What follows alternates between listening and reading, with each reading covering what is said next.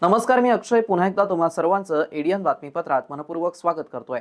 आज दिवसभरात घडलेल्या संपूर्ण घटनांचा आढावा आपल्याला घ्यायचाच आहे, परंतु त्या अगोदर नजर टाकूया आज दिवसभरात घडलेल्या काही महत्त्वाच्या आणि ठळक घडामोडींवरती। इतिहासातील सगळ्यात मोठ्या मोहिमेत नारेगावात अतिक्रमण मोहीमचा दुसरा टप्पा शांततेत बुधवारी हर्सुल परिसरात धडकणार मनपाचं पथक।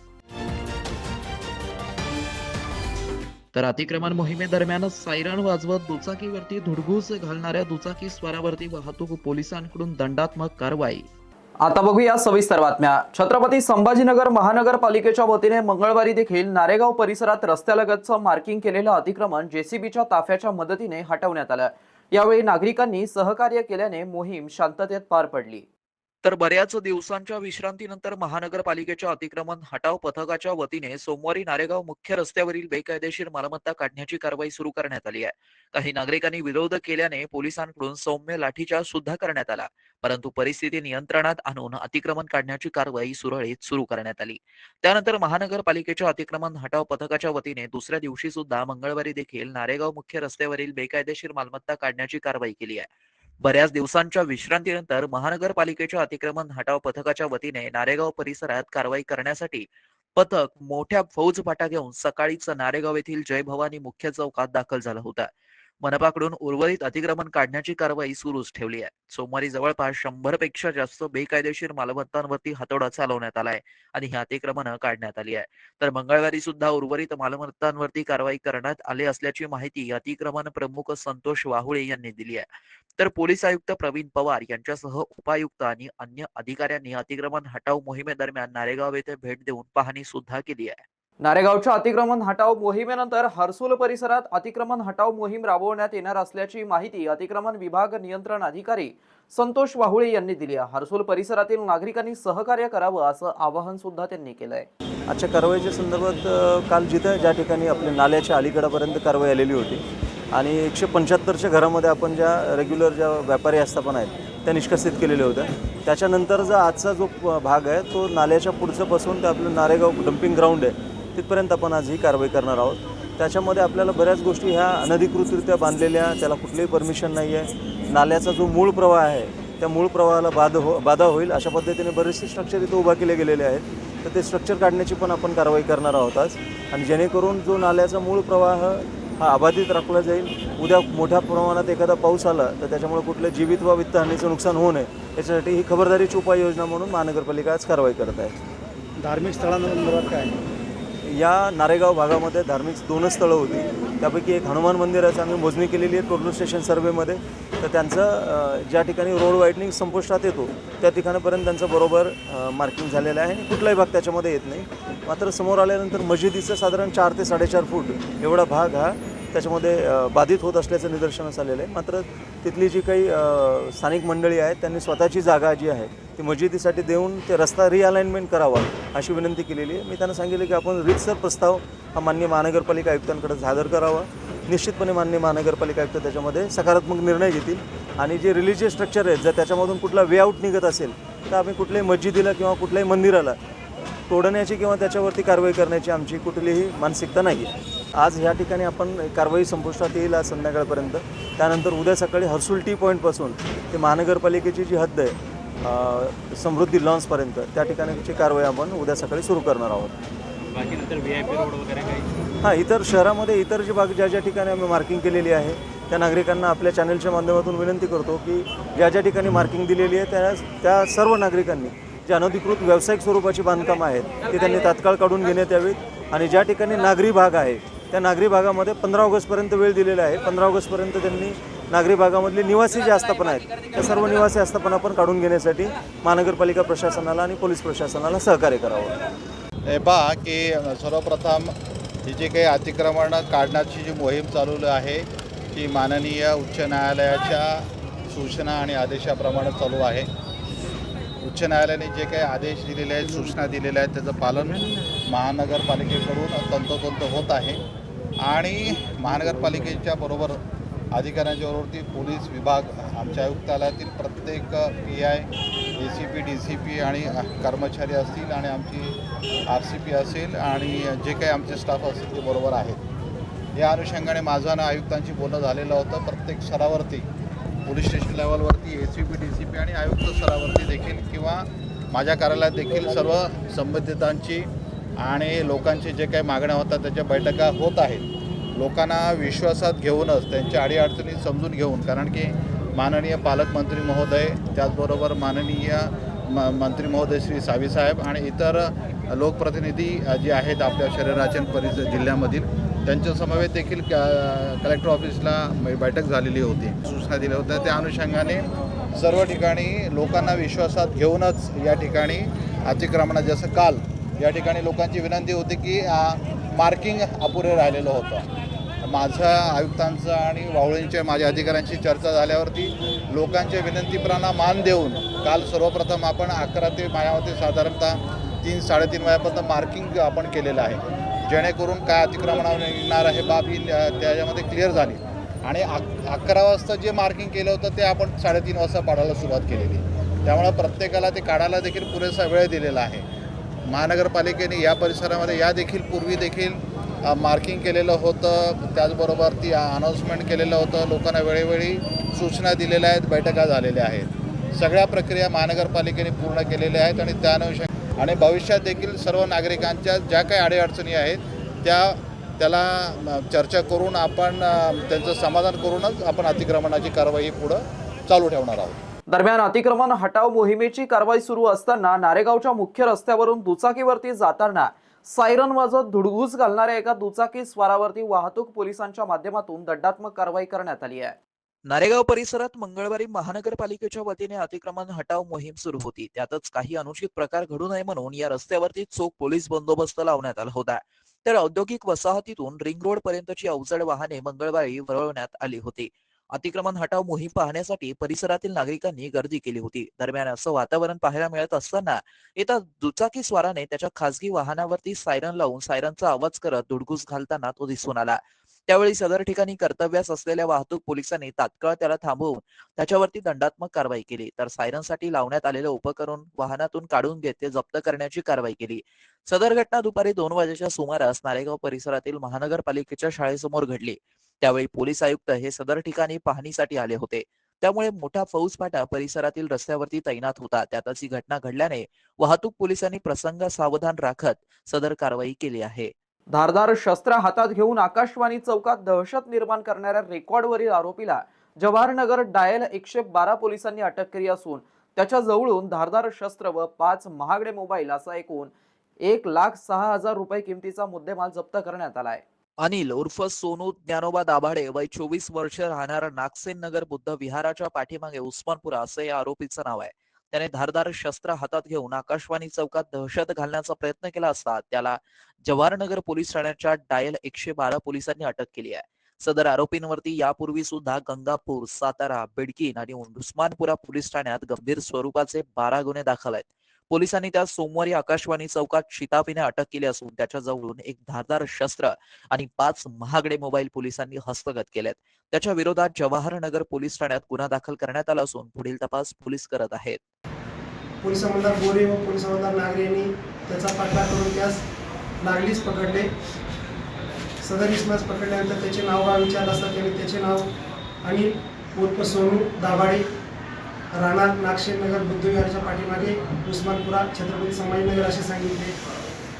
आरोपीचे अंगझडती घेतली असता त्याच्याजवळ एक धारदार शस्त्र व 5 मोबाईल मिळून आले.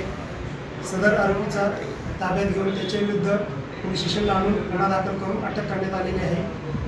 सदर आरोपीच्या पूर्वीचा रेकॉर्ड पाहिले असता त्याच्यावर वेगवेगळ्या पोलीस स्टेशनला एकूण 12 गुन्हे दाखल असल्याचे दिसून आलेले आहे. आरोपीस न्यायालयात हजर करून त्याची 3 दिवस पोलीस कस्टडी घेऊन त्याचा तपास करण्यात आलेला आहे. सदरची कारवाई ही माननीय पोलीस आयुक्त प्रवीण पवार साहेब, माननीय पोलीस उपायुक्त परिमंडळ 2 श्री प्रशांत स्वामी साहेब व पोलीस सहाय्यक पोलीस आयुक्त श्री सुदर्शन पाटील साहेब यांच्या मार्गदर्शनाखाली पोलीस हवालदार रमेश खलसे, पोलीस हवालदार वामन नागरे व पोलीस हवालदार मारुती गोरे यांनी केलेली आहे. शहरवासियांना एक सुवर्ण संधी. तुम्ही एखादा व्यवसाय करताय का? मग ADN वरती जाहिरात करा आणि मिळवा व्यवसायात मोठा फायदा. तर वाट कसली बघत आहात? आताच खाली दिसत असलेल्या नंबरवरती संपर्क साधा. आपल्याला अजूनही काही बातम्यांचा आढावा घ्यायचा आहे, परंतु इथे वेळ झाली आहे एका छोट्याशा ब्रेकची. कुठे जाऊ नका, पाहत रहा ADN न्यूज.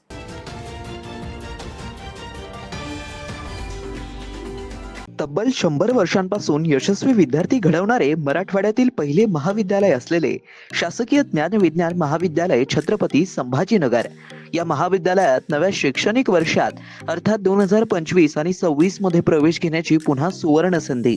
BA, BSc आणि MA साठी प्रवेश खुले आहेत. BA मध्ये निवडा तुमच्या आवडीचे विषय. भाषा विषयाबरोबरच इतिहास, मानसशास्त्र, समाजशास्त्र आणि बरंच काही. मराठी आणि इंग्रजी माध्यमांसाठी स्वतंत्र वर्ग. BSc मध्ये botany, chemistry, zoology, microbiology, computer science सारखे आधुनिक विषय. MA साठी खास अभ्यासक्रम, भूगोल, ग्रहविज्ञान आणि संगीत. शिक्षणाची उत्तम व्यवस्था, कमी खर्चात मुला-मुलींसाठी महाविद्यालयाची प्रशस्त इमारत, स्वतंत्र ग्रंथालय, वाचनालय, अभ्यासिका, मुलींसाठी लेडीज रूम, प्रयोगशाळा, वसतिगृह आदींची व्यवस्था. NEP 2020 ची अंमलबजावणी. MPSC, UPSC पूर्व प्रशिक्षणाची खास सुविधा. स्पोर्ट्स, NCC, NSS आणि स्किल बेस्ड कोर्सेससह तुमच्या सर्वांगीण विकासाची हमी. प्रवेशासाठी आजच संपर्क करा. कला शाखेसाठी 9823 139664, BSc साठी 9823 04 23 59, 11वी विज्ञानसाठी 9503 81 89 94 आणि 11वी कला शाखेसाठी 9922 90 09 34. तर वाट कसली बघताय? आजच तुमच्या उज्ज्वल भविष्याची निवड करा. शासकीय ज्ञान विज्ञान महाविद्यालय. Educate, empower, enlighten. मनोवृत्ती घडवा, भविष्य घडवा. आजच आपला प्रवेश निश्चित करा. 10वी 12वी झाली, आता पुढे काय? शहराच्या मध्यवर्ती ठिकाणी असलेल्या महाविद्यालयाच्या शोधात आहात तर सर्व विद्यार्थ्यांसाठी एज्युकेशनचा मास्टर स्ट्रोक विवेकानंद शिक्षण संस्था संचालित विवेकानंद कला सरदार दलीप सिंग वाणिज्य व विज्ञान महाविद्यालय समर्थनगर छत्रपती संभाजीनगर. NEP राष्ट्रीय शैक्षणिक धोरणानुसार BA, BCom, BSc, BBA 2025 व 26 साठी प्रवेश प्रक्रिया व नोंदणी सुरू झाली आहे. यशवंतराव चव्हाण महाराष्ट्र मुक्त विद्यापीठ नाशिक व इंदिरा गांधी मुक्त विद्यापीठ दिल्ली हे अभ्यास केंद्र उपलब्ध आहेच, परंतु आपल्या शहराच्या मध्यवर्ती ठिकाणी प्रशस्त इमारत, 3ही विद्याशाखा, 16 विषयामध्ये PGचे अभ्यासक्रम, शिवाय 11 विषयात PhD रिसर्च सेंटर, गुणवत्तापूर्ण व दर्जेदार शिक्षण, 50 वर्षांची उज्ज्वल परंपरा, सुसज्ज ग्रंथालय, OPAC, N-लिस्ट आणि रिमोट ॲक्सेसची सुविधा, आधुनिक विज्ञान प्रयोगशाळा, सुसज्ज क्रीडा विभाग, राष्ट्रपतींच्या हस्ते गौरवप्राप्त विद्यार्थ्यांचा महाविद्यालयात सहभाग, दिव्यांगांसाठी स्पेशल कॉम्प्युटर लॅब, व्यक्तिमत्व विकासासाठी NCC आणि NSS, स्पर्धा परीक्षेसंदर्भात मार्गदर्शन, शासनाच्या सर्व शिष्यवृत्ती योजना उपलब्ध, शिवाय स्वाधार योजनेच्या विद्यार्थ्यांना परिपूर्ण लाभ. प्रवेशासाठी संपर्क 0240 23 65 845, 0240 23 65 844, 0240 23 65 813, कार्यालयीन संपर्क 0240 23 65 801. आजच आपला प्रवेश निश्चित करा आणि द्या आपल्या करिअरला बूस्टअप. अनेकांच्या मनात स्वप्न असते की देशाची सेवा करायची, परंतु काही लोकच योग्य प्रशिक्षण घेऊन ते वास्तवात पूर्ण करतात. वास्तविक सैनिक बनणे सोपं काम नाही, कारण प्रशिक्षणाच्या मैदानापासून ते युद्धाच्या रणांगणापर्यंत प्रत्येक क्षण संघर्षमय असतो. फक्त जो इमानदार, समजूतदार असेल आणि ज्याची इच्छाशक्ती प्रबळ असेल असाच व्यक्ती या क्षेत्रात टिकू शकतो. प्रत्येक वर्षी अनेक परीक्षार्थ्यांना यश प्राप्त होते, ते फक्त आणि फक्त गरुडचे पके आणणे. पंख आम्ही देतो, उंच भरारी तुम्ही घ्या.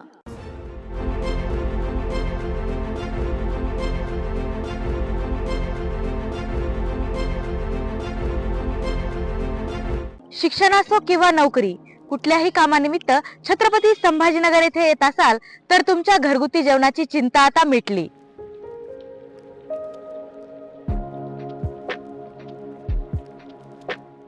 नमस्कार, मी डॉक्टर साशा. मी साताऱ्याची आहे. मी इथे गव्हर्मेंट मेडिकल कॉलेज संभाजीनगर इथे MBBS शिकायला आले होते 5 वर्षापूर्वी.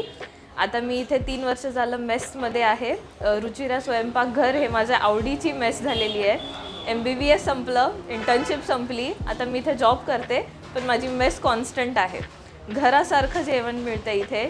माझं घरामध्ये असं असायचं की तव्यावरून चपाती डायरेक्ट ताटामध्ये पाहिजे, ते मला इथे मिळतं. इथलं जेवण एकदम टेस्टी आणि मन भरतं, पोट भरून असं जेवण भेटतं इथे. आता आमच्या लाईफस्टाईलसाठी की म्हणजे जॉब आहे किंवा अभ्यासासाठी एकदम पौष्टिक रिक्वायर्ड न्यूट्रिशन आहे आणि पोटसुद्धा व्यवस्थित भरतं. माझं नाव निलेश पाटील. मी 3rd इयर MBBS स्टुडंट घाटीला शिकतो. मी 1 वर्षापासून रुचिरा स्वयंपाकघरात जेवायला येत आहे. दुसऱ्या शहरात गेल्यावर आपल्याला सर्वात पहिले खाण्याचा खूप मोठा प्रश्न पडत असतो, तर ती ही उणीव इथं भरून काढली रुचिरा स्वयंपाकघराने.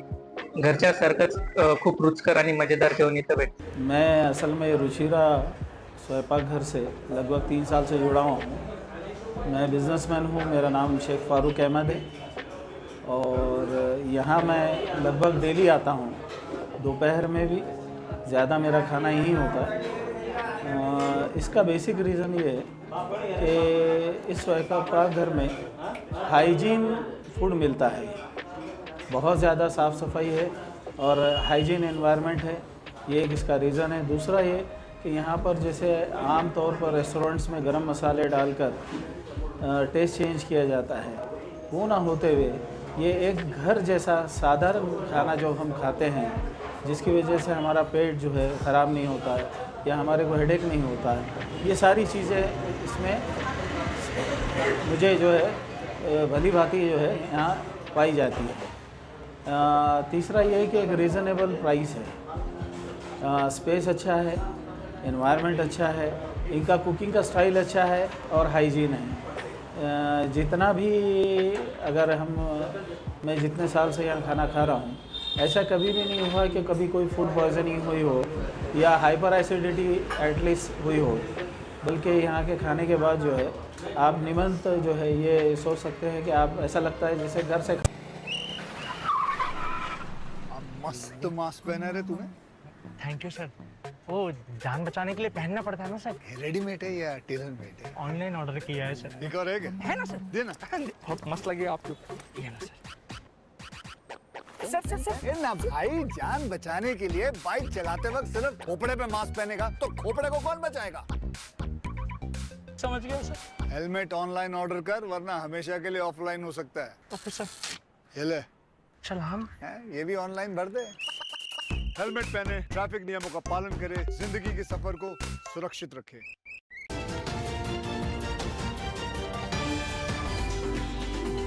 ब्रेकनंतर पुन्हा एकदा स्वागत. आपण बघत आहात एडियन बातमीपत्र.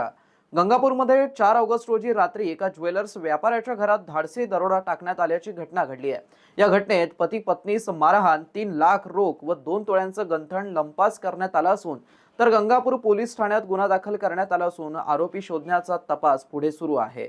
शहरातील गंगापूर वैजापूर रोडवरील गंगवाल रो हाऊस येथे वर्धमान रेसिडेन्सीमध्ये 4 ऑगस्ट रोजी रात्री 10च्या सुमारास एका ज्वेलर्स व्यापाऱ्याच्या घरात धाडसी दरोडा टाकण्यात आल्याची घटना घडली आहे. या घटनेत पती पत्नीला मारहाण, 3 लाख रोख व 2 तोळ्यांचं गंठण लंपास करण्यात आलंय. 3 दरोडेखोरांनी व्यापाऱ्याच्या घरात घुसून धाडसी दरोडा टाकला. या दरोड्यात पती पत्नीस कोयत्याच्या धाकाने मारहाण करत हातपाय बांधून तोंडात कपडा कोंबून सुमारे 3 लाख रुपये रोख व 2 तळ्याचं सोन्याचं गंठण लुटण्यात आलं. ही घटना जवळपास अर्धा तास चालू होती. या घटनेमुळे नागरिकांमध्ये दहशतीचं वातावरण पसरलंय. या घटनेबाबत जखमी असलेले ज्योतिर्लिंग ज्वेलर्सच्या दुकानाचे मालक आनंदराव पाटील यांनी अधिक माहिती दिली आहे. काय आली जेवायला बसले आमच्या घरची. मी साफसफाई करत होतो किचन वाटा. अच्छा. एक जण आला, काही नाव विचारलं, तिथं राहतात का, आणि ते नाही इथं नाही तिकडं काय आहे. परत म्हणून तर तवर त्यानं ती बंदूक कसली होती काय म्हणजे त्याच्याकडे, या बंदूक दाखवली. ही परत आली माझ्याकडं. अच्छा. आणि तवर मागणं 2 जण आणखी ते हत्यारी म्हणून घुसले. किती लोक होते? 3 जण. तुमचं नाव काय? आनंदराव निवृत्ती पाटील. घटना किती वाजता घडलेली आहे? 10 वाजता. तुम्ही काय करत होते? मी साफसफाई करत होतो. मॅडम आमच्या घरी जेवत होतो. हां. तो हॉलमध्ये. अच्छा. डॉक्टर अनिल जनार्दन पांडे यांनी प्रदीर्घ सेवा बजावून ते सेवानिवृत्त झाले. त्या निमित्ताने डॉक्टर अनिल जनार्दन पांडे यांच्या सेवापूर्ती गौरव आणि डॉक्टर अनिल पांडे यांनी लिहिलेल्या भारत चीन पाकिस्तान या ग्रंथाचं प्रकाशन नुकतंच मोठ्या उत्साहात संपन्न झालंय. यावेळी शिक्षण क्षेत्रातील दिग्गज मंडळींनी त्यांना पुढील आयुष्यासाठी शुभेच्छा दिल्या. डॉक्टर अनिल जनार्दन पांडे यांनी आपल्या अध्ययन अध्यापन कार्यामध्ये अनेक विद्यार्थ्यांना वेगवेगळ्या प्रकारे मार्गदर्शन केलं. अनेक विद्यार्थ्यांना मदतही केल्या. त्याबरोबरच समाजातील उपेक्षित घटकांना सुद्धा मदत केली असून त्यांच्या अनेक विद्यार्थी आज वेगवेगळ्या खात्यामध्ये चांगल्या हुद्द्यावरती काम करत आहे. प्रदीर्घ सेवा बजावून ते 30 जून रोजी सेवानिवृत्त झाले. त्यानिमित्ताने डॉक्टर अनिल जनार्दन पांडे यांचा सेवापूर्ती गौरव आणि ग्रंथ प्रकाशन सोहळा लॉर्ड पॅराडाईज हॉलमध्ये नुकताच मोठ्या उत्साहात संपन्न झाला. या कार्यक्रमाचे अध्यक्ष म्हणून क्रास्टाईप महासंघाचे राजाध्यक्ष NM पवळे, सेवानिवृत्त शिक्षण अधिकारी तथा काँग्रेसचे नेते मधुकर देशमुख, पाहुणे म्हणून माध्यमिक व उच्च माध्यमिक शिक्षण मंडळाचे विभागीय अध्यक्ष अनिल साबळे, शिक्षण उपसंचालक विभागाचे सहसंचालक रवींद्र वाणी, डॉक्टर अनिल पांडे यांचे बाबा जनार्दन अभिमान पांडे वय 87 हे सुद्धा या कार्यक्रमाला उपस्थित होते. याबरोबरच डॉक्टर बाबासाहेब आंबेडकर मराठवाडा विद्यापीठ इंग्रजी विभाग प्रमुख डॉक्टर उत्तम अंभोरे, क्रास्टाईप कर्मचारी कल्याण महासंघाचे महासचिव देवानंद वानखेडे, नेते अवध चाऊस, प्रोफेसर शंकर अंभोरे, प्राचार्य किशोर साळवे, प्राचार्य प्रमोद हिरोडे, प्राचार्य गजानन कुटे यांच्या प्रमुख उपस्थितीमध्ये कार्यक्रम संपन्न झाला.